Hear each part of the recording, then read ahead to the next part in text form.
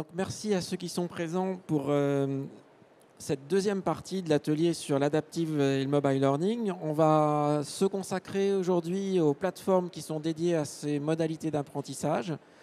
Et je vais laisser Eliane Crébor de ETP vous présenter sa solution.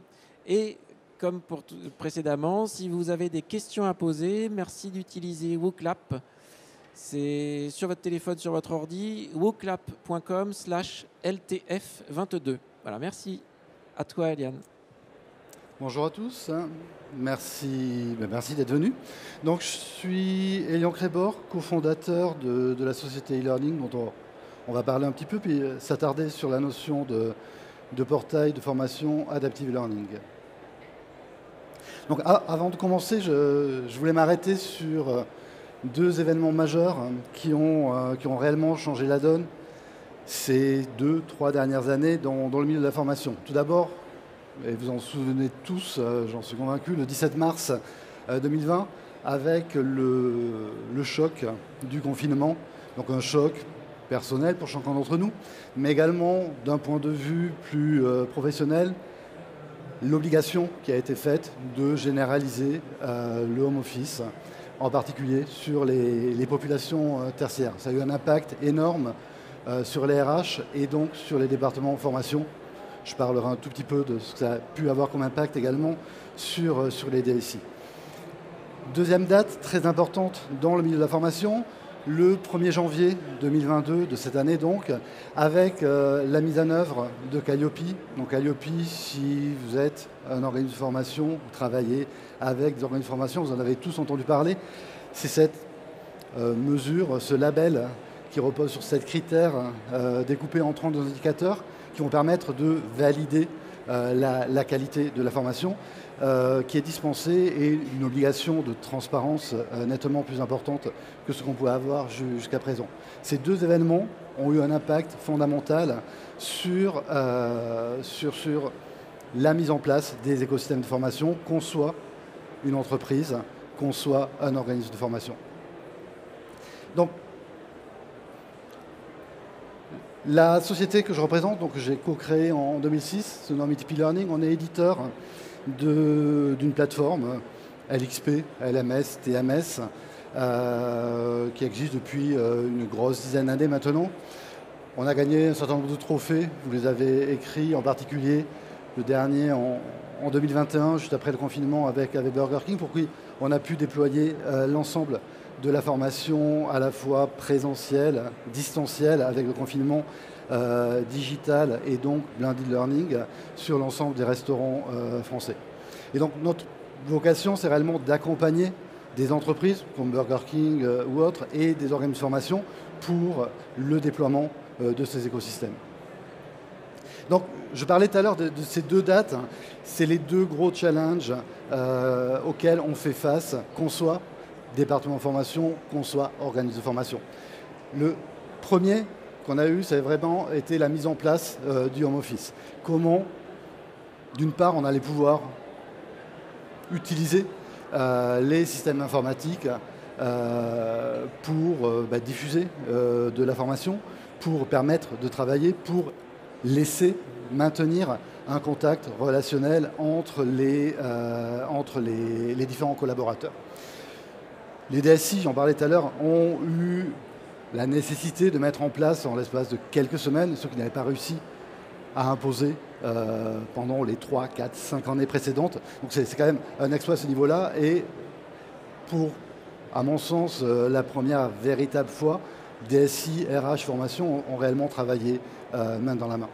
Donc l'objectif étant d'accompagner les collaborateurs dans cette période particulière sur les enjeux techniques, prendre en main ces nouveaux outils de digitalisation forcée, mais également sur tout ce qui allait toucher à la QVT, donc la qualité de vie au travail, qui était plutôt de la qualité de vie à la maison à cette période-là. Avec en particulier tous les enjeux de ne pas perdre les repères sociaux, de ne pas partir sur des phases de burn-out, etc. Et puis, ça s'est transformé très rapidement avec le besoin pour ces entreprises, ces grands comptes, ces ETI, d'utiliser ces nouveaux outils, ces nouvelles plateformes qui existaient peut-être déjà, mais qui n'étaient pas forcément utilisés de façon aussi intensive pour développer la marque employeur, l'employabilité de leurs collaborateurs et bien sûr la mobilité interne. Sachant que cette période de 2 ans à peu près a remis à plat un petit peu certaines compétences, en particulier dans les soft skills, pour pouvoir avancer. Donc ça, c'est vraiment sur le côté entreprise. Côté OF, ça a été encore plus violent. La majorité des organismes de formation travaillaient en tout présentiel jusqu'à ce moment-là, ou en 90% de présentiel. La bascule du tout présentiel à du distanciel dans un premier temps, de l'hybride et rapidement du blended learning, s'est faite soit dans la douleur, soit de façon plus soft si ça avait été anticipé. Sachant qu'il y a eu des difficultés à la fois pour les stagiaires, les collaborateurs qui venaient former, mais également pour les formateurs qui n'étaient pas forcément prêts à cette bascule violente. Là-dessus, s'est ajoutée la notion de Calliope, avec ces enjeux qualité toujours plus importants, avec en particulier le besoin d'avoir du suivi évaluatif des formations, d'avoir un certain nombre de normes, de documents administratifs à déposer, et bien sûr, comment utiliser cette possibilité d'avoir basculé d'un modèle tout présentiel à un modèle hybride pour avoir une offre de formation qui se veut plus adaptée à ce marché mouvant, et donc transformer ces contraintes à un avantage concurrentiel. Donc pour accompagner ces entreprises, on travaille vraiment avec ces deux pôles, le côté grand compte, avec des clients dans la banque, dans le luxe, la restauration rapide, l'industrie, etc. Et puis avec des organismes de formation qui ont besoin d'environnement pour mettre à disposition de leurs stagiaires des formations et de façon plus élargie des centres de ressources. Donc notre solution pour répondre à ces besoins s'appuie sur une sorte de cercle vertueux avec d'une part ce qu'on appelle le Learning Studio. Donc le Learning Studio et le Learning Hub, donc ces deux premiers blocs, sont à destination des acteurs du learning dans les organismes de formation, dans les entreprises, donc des départements de formation et autres. C'est-à-dire que c'est un environnement collaboratif qui va permettre de créer des contenus, de créer des grains pédagogiques, des capsules pédagogiques, de venir les agréger, les amender, en faire des parcours. Donc on détaillera ça un petit peu tout à l'heure. Donc ça, c'est vraiment toute la partie Learning Studio. On va bien sûr, la personne d'avant, Iticom, parler des modules SCORM, pouvoir importer des modules SCORM. Donc la plateforme est normée, SCORM, XAPI, etc. Le Learning Hub va permettre de travailler avec les différents experts que vous avez. C'est-à-dire comment tous ces contenus qui sont créés vont pouvoir être réutilisés par tout un chacun pour venir adapter différents parcours. Et c'est là où l'adaptive learning, en particulier, va pouvoir être utilisé. C'est-à-dire qu'on va pouvoir, de façon très très simplifiée, créer des branches sur les différents parcours. Vous pouvez tout à fait créer un parcours template qui va couvrir la totalité des besoins et venir le décliner et en s'appuyant sur la granularité, avoir des maintenances, des pérennités de connaissances qui sont immédiates. Et puis une fois que tous ces contenus sont à disposition, sont créés, on va pouvoir les diffuser vers ce qu'on appelle l'Adaptive Learning Portal avec un S, puisque plusieurs portails peuvent être mis à disposition sur un même Learning Hub dans des contextes de multimarques par exemple. Donc l'Adaptive Learning Portal, c'est ce qu'on va appeler dans le salon ici avec les différents confrères les LXP, donc les Learning Experience Platform. C'est-à-dire que c'est un environnement le plus ergonomique possible, le plus engageant possible à destination des apprenants, des stagiaires, des collaborateurs. Donc pour avoir quelque chose qui est le plus engageant possible, on va travailler sur plusieurs niveaux. D'une part, on va être ce qu'on appelle human-centric, c'est-à-dire que c'est vraiment chaque utilisateur de la plateforme, qu'il soit apprenant, qu'il soit formateur, qu'il soit créateur de contenu, va avoir un environnement qui est réellement dédié, qui va s'adapter à ses besoins, à ses fonctionnalités.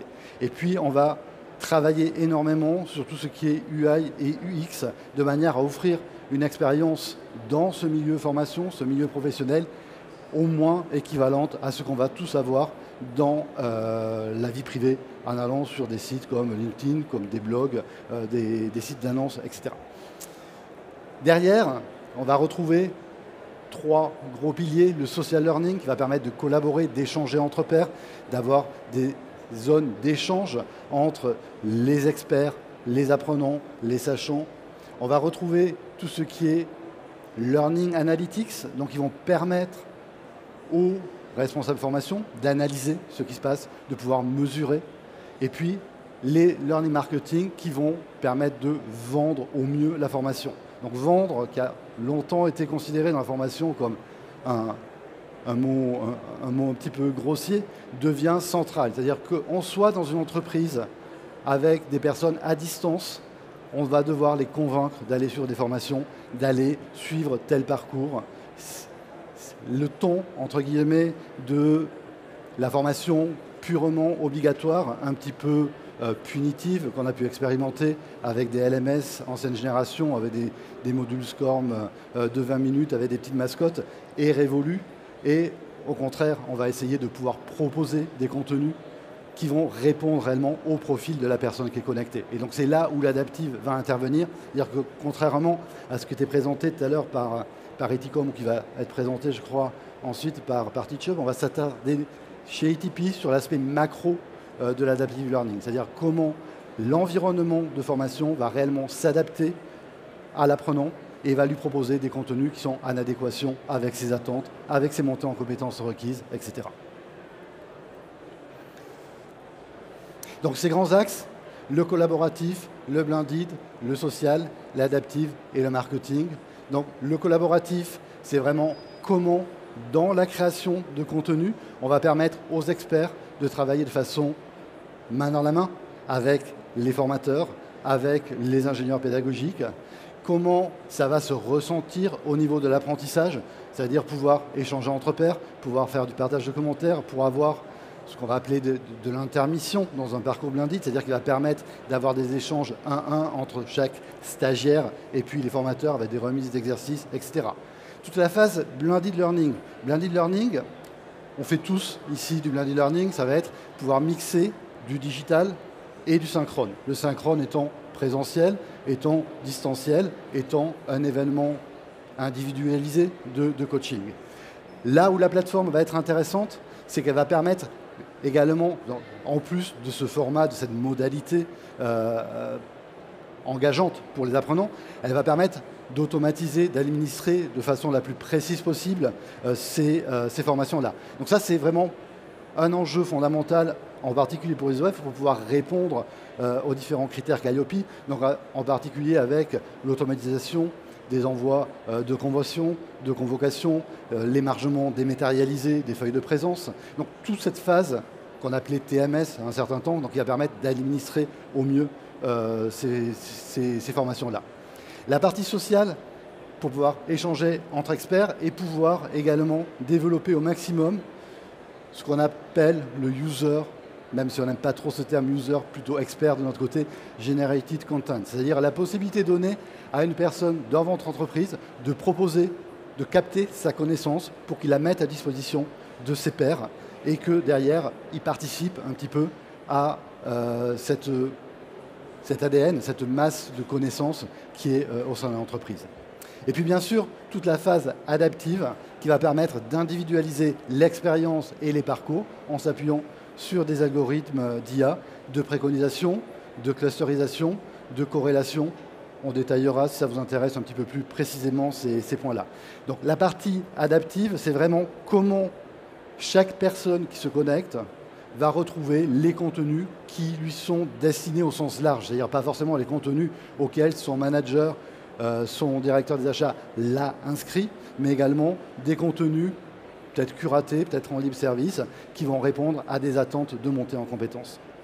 Et puis enfin, la partie marketing qui va être à 2 niveaux. Donc cette partie marketing pour les entreprises, pour pouvoir mettre en avant les différents contenus qui sont à disposition des collaborateurs pour engager cette culture d'apprentissage tout au long de la vie, tout au long de la carrière, mais également pour les organismes de formation, pour s'appuyer là-dessus, pour soit faire du cross-selling sur des clients existants, mais également pour travailler en amont de la plateforme sur ce qu'on va appeler le mode open. Donc le mode open, ça va être une sorte de site web LCMS à la WordPress qui va s'appuyer directement sur l'ensemble des données formation rentrées dans la plateforme pour pouvoir mettre à disposition sur Internet la totalité de l'offre décrite avec les tarifs, avec la possibilité d'acheter, de s'inscrire et penser réellement dans un contexte marketing, donc avec un module SEO, etc. Donc, j'en ai parlé, donc c'était assez intéressant, je pense, de pouvoir avoir en vrac 2-3 captures d'écran de la façon dont ça va se passer sur la phase, non pas apprenant, mais administrateur, expert, créateur pédagogique. On va retrouver ce qu'on voit avec le petit masque Anonymous, la possibilité dans le Learning Studio de créer de façon très très simple différents contenus.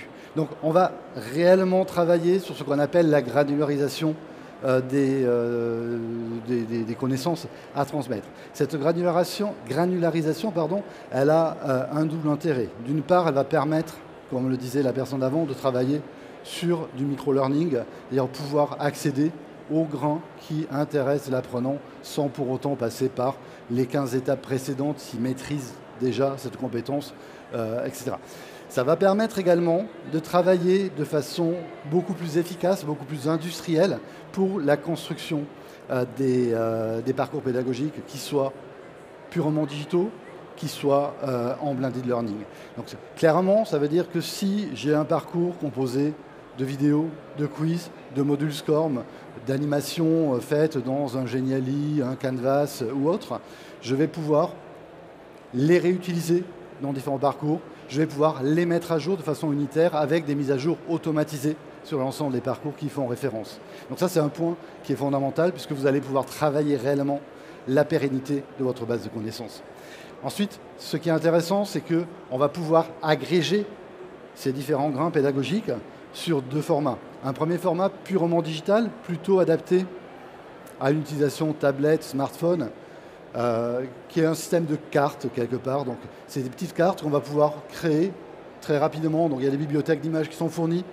On importe, ça se met en place tout de suite. Et on va pouvoir accrocher derrière chacune des cartes différentes activités digitales. Donc, c'est quelque chose qui se prend en main très très rapidement et en l'espace de quelques minutes à partir du moment où les contenus, vidéos, quiz, etc. sont importés, se réagrège, se construit très rapidement. On va pouvoir également créer quelque chose de plus complet, de plus complexe, qui est le parcours multimodal. Donc ce parcours va se présenter un petit peu comme un mini-MOOC, pour faire simple, un SPOC, pour parler à l'ancienne. C'est-à-dire qu'on va avoir différentes sections. Chacune de ces sections va pouvoir contenir X grains avec des modalités différentes. Donc ces modalités vont pouvoir être des modalités purement digitales, donc de vidéos, des modules SCORM, etc. Vont pouvoir être des mix de ces modalités sur un même écran. On va pouvoir bien sûr télécharger différents documents, etc. Mais on va pouvoir intégrer dedans des événements synchrones. Ces événements synchrones étant soit du distanciel avec un interfaçage direct avec les différentes classes virtuelles du marché, les Teams, Zoom, WebEx, et ceux que vous utilisez, Connect par exemple, et derrière avec l'automatisation de la partie administration.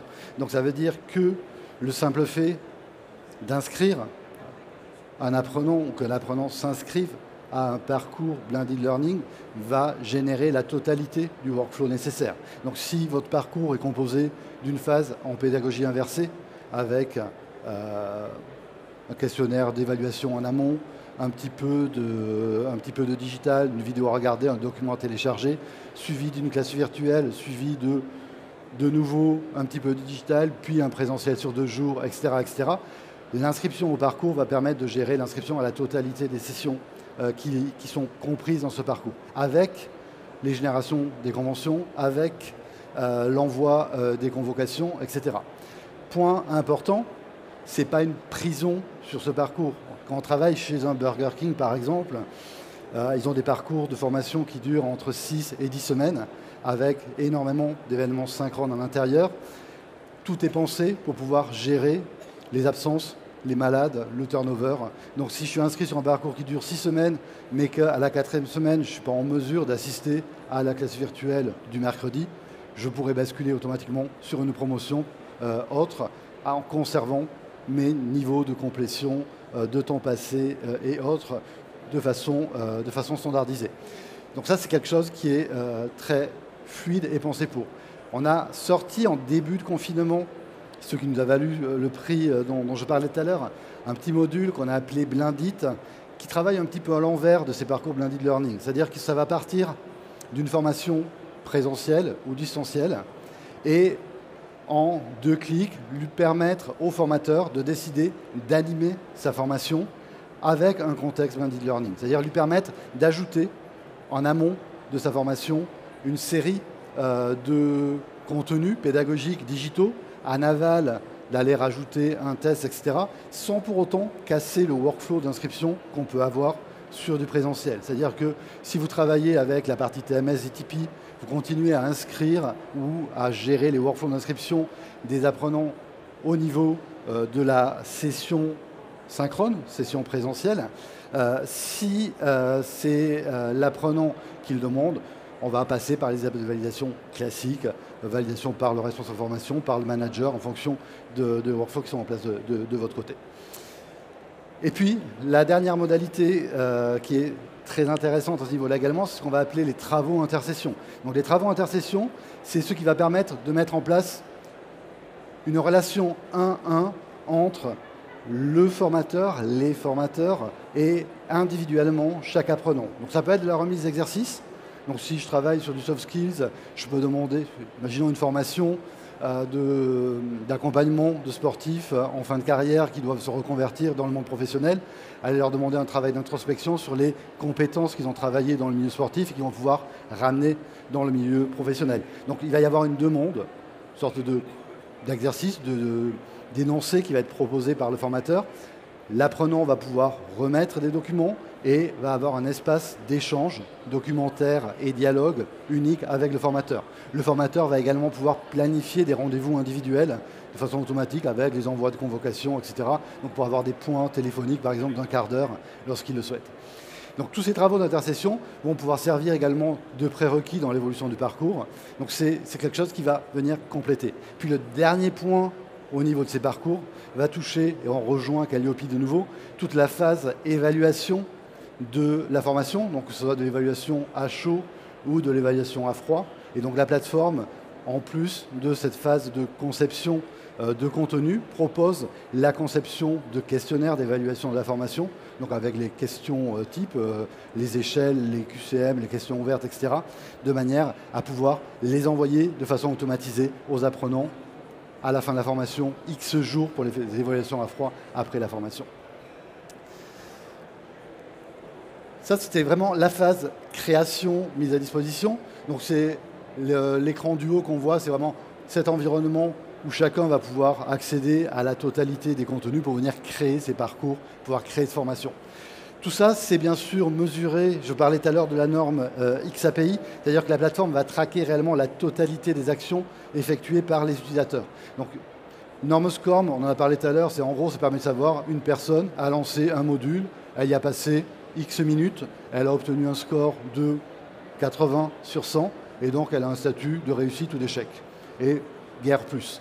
La norme XAPI va fonctionner un petit peu comme fonctionne Facebook, c'est-à-dire que vous allez avoir un principe de sujet, verbe, complément. Vous allez avoir une personne, donc a priori la personne connectée, qui va faire une action, le verbe, donc elle va lancer un module par exemple, et un complément, quel module elle a lancé. Donc là on reste sur un principe très SCORM, mais ça va permettre d'avoir autant de verbes qu'on le souhaite. Donc on va savoir une personne a échangé avec un expert, une personne a laissé un commentaire, une personne demande à monter en compétence sur telle compétence, etc. Donc tout ça, ça va permettre de nourrir les algorithmes d'IA dont je parlais tout à l'heure, qui vont permettre d'individualiser. Et puis bien sûr, ça va permettre de sortir un certain nombre de KPI, de tableaux de bord, de reports beaucoup plus complets que ce qu'on pouvait avoir jusqu'à présent. D'un point de vue collaborateur, je disais tout à l'heure qu'on travaillait énormément sur l'UI et l'UX. Donc là, en vrac, il y a quelques quelques projets clients qui sont affichés. Première remarque, c'est que sur une main plateforme, donc ETP Learning, là il y a 3-4 projets qui sont affichés. Vous constatez que c'est la même famille, ça se voit, mais ce n'est pas du tout la même interface. Donc ça, c'est un point qui est fondamental. On est en mesure, pour chaque client, de proposer quelque chose qui va ressembler réellement à leur contexte, à leur environnement, à leur charte graphique. Ça va permettre de travailler sur différentes scénarisations de l'accès à la formation. Donc, sans les prendre tous les cadres, parce que je n'aurai pas le temps, mais globalement, on va avoir ce qui est marqué Learning Hub. Donc, j'ai caché le logo volontairement, mais c'est un grand groupe bancaire français. Donc, il va travailler au niveau international sur 25 000 à peu près apprenants, avec une base de connaissances très importante. Et là, tout l'enjeu, c'est de travailler sur l'individualisation en fonction de l'employabilité, en fonction de la mobilité interne. C'est-à-dire pour avancer sur telle ou telle compétence, la plateforme, de façon automatique, va aller proposer, c'est la partie pour vous par exemple, différents contenus. Bien sûr, ça reste utilisable sur des formations mandatories, obligatoires, avec de l'inscription, etc. Donc tout ça, tous ces jeux de disponibilité, visibilité, mise en avant, reposent sur des algorithmes qui s'appuient également sur la norme XAPI. Le second écran qu'on voit, Quick, je parlais de Burger King tout à l'heure, on travaille également avec Quick, va être sur quelque chose de beaucoup plus simple. Là, on n'est plus dans du tertiaire complet, on est vraiment sur la formation terrain essentiellement, avec énormément de présentiel en restaurant-école, avec des modules digitaux, tout ce qui touche à la sécurité, à l'hygiène, à la gestion des agressions, etc. Donc là, on va être vraiment sur une notion progressive, avec, en fonction du profil de la personne, des formations obligatoires qui vont remonter automatiquement. Et c'est uniquement une fois que l'ensemble des formations obligatoires auront été suivies que l'accès à l'ensemble de la base de ressources sera ouverte et lui permettra d'aller plus loin dans sa formation. Et là encore, ça va gérer le présentiel, etc. Et puis les deux derniers, que j'ai gardés pour la fin, parce qu'ils ont ce que j'ai appelé le mode open tout à l'heure, qui va vous permettre d'aller les voir si nécessaire. La Fondation du patrimoine, qui a sorti le portail du patrimoine, donc portaildupatrimoine.fr, vous taperez sur Google, et Beyond Compliance, donc il y a un OF qui a fourni le premier campus pour devenir Compliance Officer, qui vont s'appuyer là également sur l'adaptive learning en fonction des différents profils. Fondation du patrimoine, on va gérer à la fois de la formation des élus pour monter des dossiers de gestion, sur la formation de bénévoles, sur la formation de particuliers qui ont des monuments personnels à faire restaurer, avec de nouveau un environnement qui permet de gérer réellement à la fois de l'entreprise tertiaire et du grand public, en gardant tous ces paradigmes du Web 2.0 qu'on peut avoir en place. Je suis tenu dans le temps, je pense.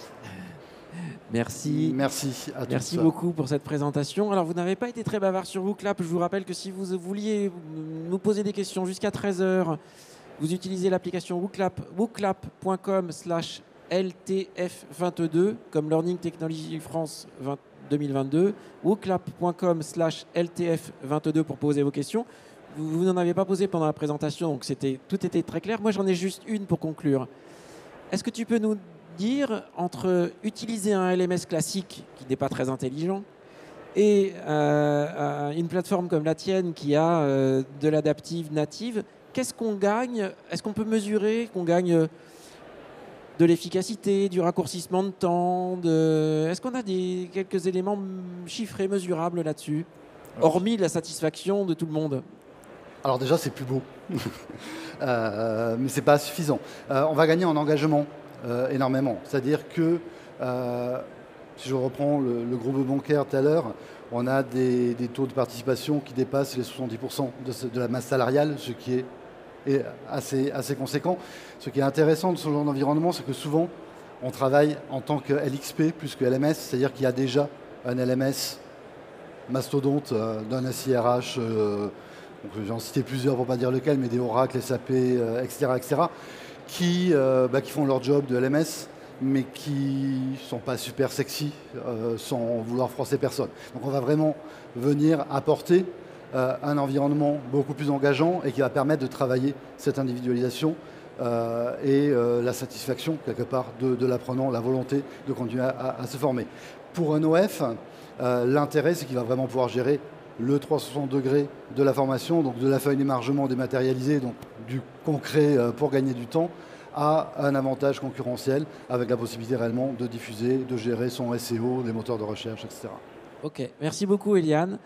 Donc je vous rappelle que si vous êtes intéressé par ETP et que vous voulez en savoir plus, tu es stand B12. D12. Tout au bout là-bas. Merci beaucoup. Merci Philippe.